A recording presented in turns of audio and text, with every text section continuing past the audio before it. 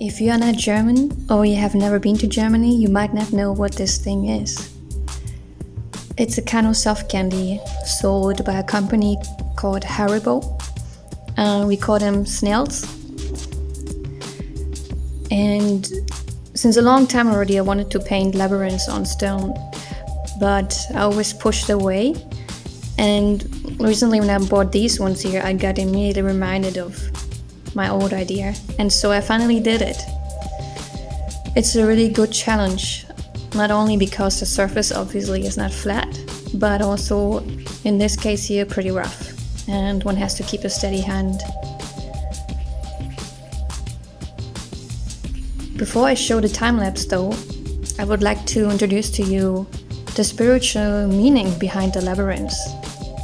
The labyrinth has been defined as distinct from the maze in that the labyrinth typically has a single path, while a maze can have many. Even so, the terms labyrinth and maze are often used interchangeably. The design of the single-path labyrinth seems to have resonated especially strongly with ancient peoples, foremost the Celtic tribes.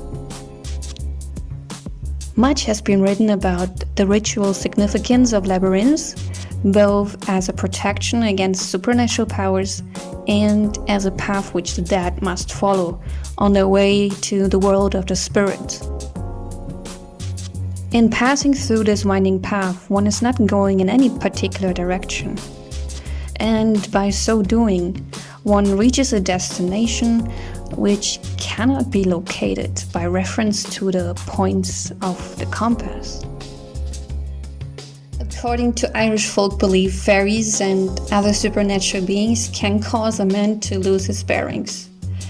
It is when the voyagers have lost their course, when they are not going anywhere, that they arrive in the Wondrous Isles.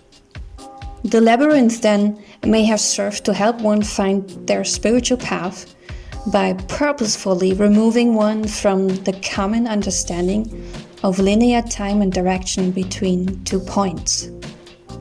As one traveled through the labyrinth, one would become increasingly lost in reference to the world outside, and possibly would unexpectedly discover one's true path in life.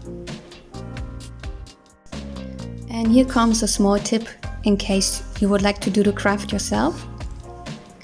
Before I started to paint with the acrylic paints, I used this type of pencil to draw some guiding lines first. This pencil is meant for drawing on black paper, so it makes things much easier. Maybe you want to give it a try. And in case it's not obvious why did I use acrylic paints, well, they are weatherproof, so the stones can lie in the garden and after the rain, the pattern will still be there.